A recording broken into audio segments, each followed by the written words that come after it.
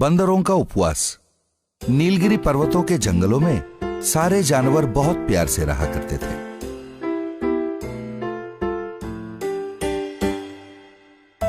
एक दिन एक बंदर ने बाकी जानवरों से कहा, दोस्तों, तुम्हें एक बहुत जरूरी बात बतानी है। कल मैं नजदीक के गांव के मंदिर में नारियल के टुकड़े के लिए गया हुआ था। वहां एक साधु का प्रवचन सुना। हमारी सारी बीमारियों का जड़ बहुत ज्यादा खाना है, इसलिए महीने में अगर एक दिन उपवास रखें तो सेहत के लिए अच्छा होता है। सियार ने पूछा, उपवास वो क्या होता है? कहाँ मिलता है वो? दिखने में कैसा है? बंदर ने कहा, उपवास का मतलब होता है कुछ भी खाए बिना रहना। ऐसा करने से हमारे शरीर के पाचन शक्ति को थोड़ा आराम मिलता है। ऐसा करना हमारे सेहत के लिए अच्छा होता है। सुबह से शाम तक कुछ भी खाए बिना रहना, इसे ही उपवास कहते हैं। खरगोश ने कहा, तो देर किस बात की, अभी शुरू कर देते हैं। भालू ने कहा, इतनी जल्दी भी क्या है, आज ही तो बताया है। आज पेट भर के खा ले, कल उपवास कर लेंगे, क्या बोलते हो? उस दिन सारे जानवरों ने पेट भर के जो मिला वो खाया।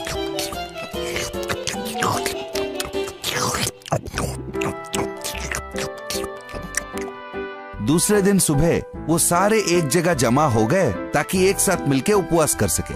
कछुए ने कहा, मेरे दोस्त, तुम सब तैयार हो तो हम उपवास शुरू कर सकते हैं।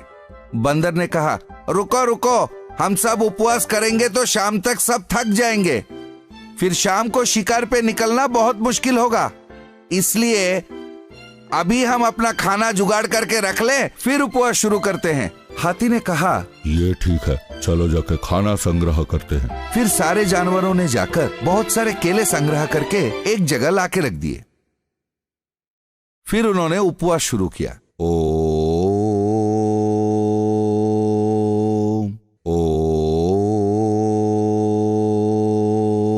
बंदर ने कहा, मेरे दोस्त, सारा दिन उपवास करने के बाद बहुत जोर का भूख लगता है।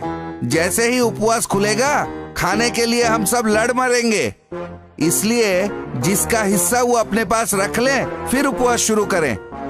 हाथी ने कहा, ये ठीक कहा तुमने, ऐसा ही करते हैं। तब सारे जानवरों ने अपना अपना हिस्सा अलग किया और उपवास शुरू किया।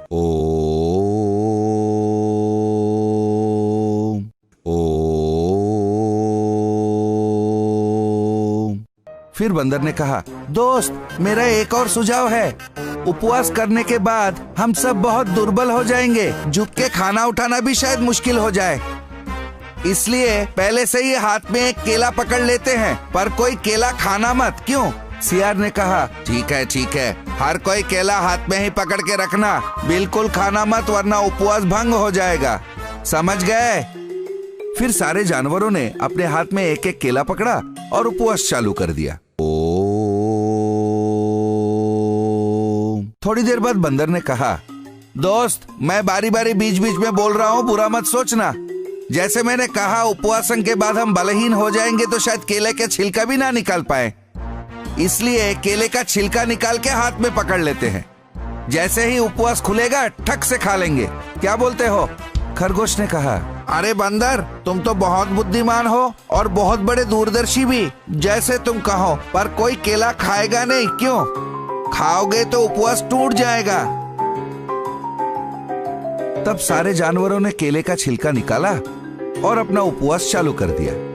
छिला हुआ केला देख के बंदर के मुंह में पानी आने लगा। बाकी सारे जानवरों का भी यही हाल था।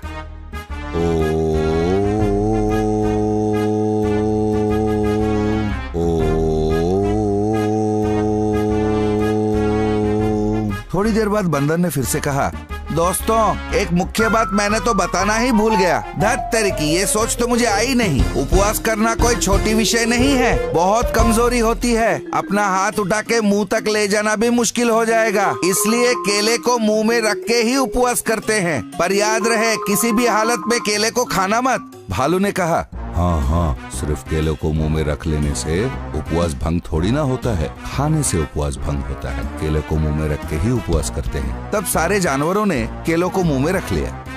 जैसे ही केले का स्वाद उसके जीभ पे रहा, बेचारे बंदर से रहा नहीं गया।